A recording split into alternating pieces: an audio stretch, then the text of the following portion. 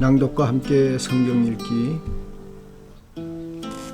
누가복음 제6장 10월 19일 월요일입니다.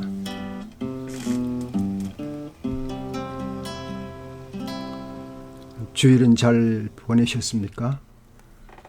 때론 그날이 그날 같은 요즘이지만 살아있는 것 자체가 기회이니까 이 주간 조금 뭔가를 계획하여 작은 것 해볼까요? 한 신학자는 신앙은 존재의 용기라고 했는데 주어진 여건 속에서 주체적으로 내 할 일을 찾아가는 것은 하나님이 주신 생명에 대한 용기이겠죠. 6장은 안식일의 주인 예수님과 옳은 일을 택하는 주일 이야기네요. 복과 화의 선포, 그리고 심판과 정죄, 남의 티는 하지 말라고 하시고 중요한 용서하고 주고 원수 사랑에 자비로운 사람이 되라고 하십니다. 오늘은 온 밤을 새워 산에서 기도하시는 예수님을 보며 하나님 우편에서 우리를 위해 작은 신음에도 응답하시는 주님을 생각합니다. 이제 1절로 들어갑니다. 제6장. 한 안식일에 예수께서 밀밭 사이로 지나가시게 되었다. 그런데 그의 제자들이 밀 이삭을 잘라 손으로 비벼서 먹었다. 그러자 몇몇 바리새파 사람이 말하였다. 어찌하여 당신들은 안식일에 해서는 안 되는 일을 합니까? 예수께서 그들에게 대답하셨다.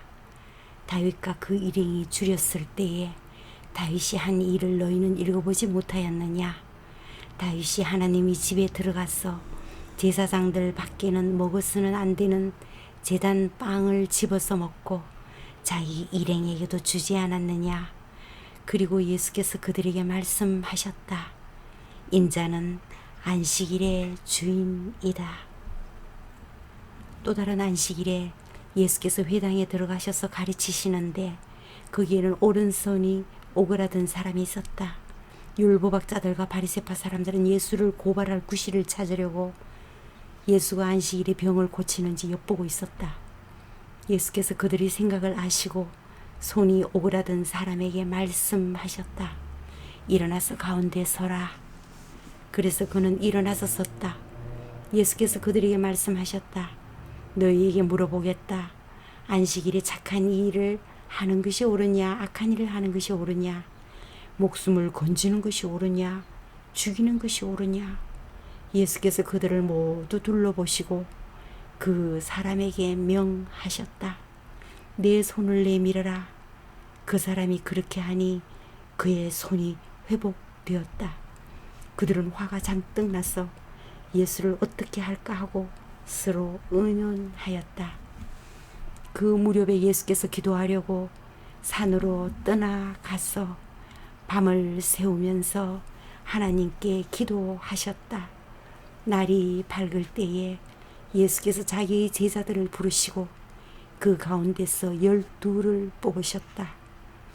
그는 그들을 사도라고 부르셨는데 12은 베드로라고도 이름을 주신 시몬과 그의 동생 안드레, 그리고 야고보와 요한과 빌립과 바돌로메와 마테와 도마와 알페오의 아들 야고보와 열심당원이라고도 하는 시몬과 야고보의 아들 유다와 배반자가 된 가롯 유다이다.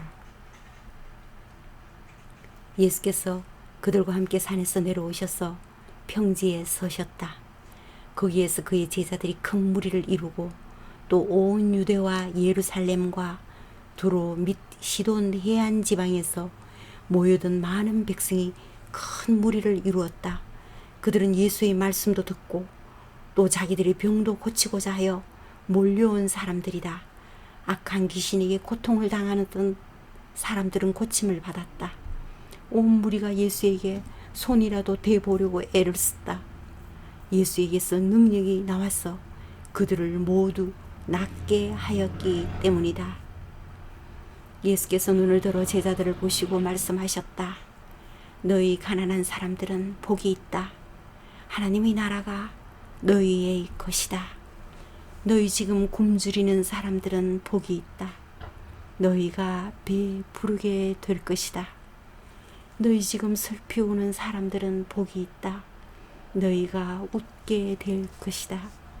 사람들이 너희를 미워하고 인자 때문에 너희를 배척하고 욕하고 너희의 이름을 악하다고 내칠 때에는 너희는 복이 있다. 그날에 기뻐하고 뛰놀아라. 보아라, 하늘에서 받을 너희의 상이 크다. 그들의 조상들이 예언자들에게 이와 같이 행하였다. 그러나 너희 부유한 사람들은 화가 있다. 너희가 너희의 위안을 받고 있기 때문이다. 너희 지금 배부른 사람들은 화가 있다. 너희가 굶주리게 될 것이기 때문이다. 너희 지금 웃는 사람들은 화가 있다. 너희가 슬퍼하며 울 것이기 때문이다. 모든 사람이 너희를 좋게 말할 때에 너희는 화가 있다. 너희의 조상들이 거짓 예언자들에게 이와 같이 행하였다. 그러나 내 말을 듣고 있는 너희에게 내가 말한다. 너희 원수를 사랑하여라. 너희를 미워하는 사람들에게 잘해주고 너희를 저주하는 사람들을 축복하고 너희를 모욕하는 사람들을 위하여 기도하여라. 내 뺨을 치는 사람에게는 다른 쪽 뺨도 돌려대고 내 겉옷을 빼앗는 사람에게는 속옷도 거절하지 말아라. 너에게 달라는 사람에게는 주고 내 것을 가져가는 사람에게서 도로 찾으려고 하지 말아라. 너희는 남에게 대접을 받고자 하는 대로 남을 대접하여라.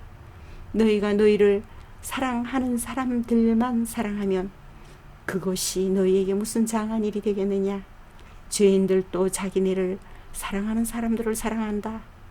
너희를 좋게 대하여 주는 사람들에게만 너희가 좋게 대하면 그것이 너희에게 무슨 장한 일이 되겠느냐. 죄인들도 그만한 일은 한다. 도로받을 생각으로 남에게 구워주면 그것이 너희에게 무슨 장한 일이 되겠느냐. 죄인들도 고스란히 대받을 요랑으로 죄인들에게 구워준다. 그러나 너희는 너희 원수를 사랑하고 좋게 대하여 주고 또 아무것도 바라지 말고 구워 주어라. 그리하면 너희는 큰 상을 받을 것이요 더없이 높으신 분의 아들이 될 것이다. 그분은 은혜를 모르는 사람들과 악한 사람들에게도 인자하시다. 너희의 아버지께서 자비로우신 것 같이 너희도 자비로운 사람이 되어라. 남을 심판하지 말아라. 그리하면 하나님께서도 너희를 심판하지 않을 것이다. 남을 정죄하지 말아라. 그리하면 하나님께서도 너희를 정죄하지 않으실 것이다. 남을 용서하여라. 그리하면 하나님께서도 너희를 용서하실 것이다. 남에게 주어라. 그리하면 하나님께서도 너희에게 주실 것이니 되를 누르고 흔들어서 넘치도록 후하게 되어서 너희 품에 안겨 주실 것이다. 너희가 되질하여 주는 그 되로 너희에게 도로 되어서 주실 것이다. 예수께서 그들에게 또 하나의 비유를 말씀하셨다. 눈먼 사람이 눈먼 사람을 인도할 수 있느냐? 둘이 다 구덩이에 빠지지 않겠느냐? 제자는 스승보다 높지 않다. 그러나 누구든지 다 배우고 나면 자기의 스승과 같이 될 것이다. 어찌하여 너는 남의 눈 속에 있는 티는 보면서 내 눈 속에 있는 들보는 깨닫지 못하느냐?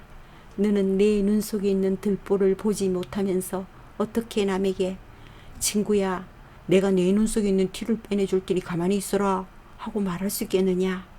위선자야, 먼저 내 눈에서 들보를 빼내어라. 그리 해야 그때에 내가 똑똑히 보게 되어서 남의 눈 속에 있는 티를 빼줄 수 있을 것이다. 좋은 나무가 나쁜 열매를 맺지 않고 또 나쁜 나무가 좋은 열매를 맺지 않는다. 나무는 각각 그 열매를 보면 안다. 가시나무에서 무화과를 거두어 들이지 못하고 가시등불에서 포도를 따지 못한다. 선한 사람은 그 마음 속에 갈무리 해놓은 선 더미에서 선한 것을 내고 악한 사람은 그 마음속에 갈무리해 놓은 악더미에서 악한 것을 낸다. 마음에 가득 찬 것을 입으로 말하는 법이다. 어찌하여 너희는 나더러 주님 주님 하면서 내가 말하는 것은 행하지 않느냐.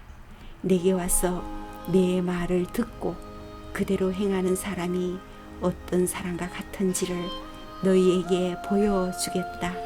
그는 땅을 깊이 파고 반석 위에다 기초를 놓고 집을 짓는 사람과 같다. 홍수가 나서 물살이 그 집에 들이쳐도 그 집은 흔들리지 않는다. 잘 지은 집이기 때문이다. 그러나 내 말을 듣고도 그대로 행하지 않는 사람은 기초 없이 맨 흙 위에다가 집을 지은 사람과 같다. 물살이 그 집에 들이치니 그 집은 곧 무너져 버렸고 그 집의 무너짐이 엄청났다.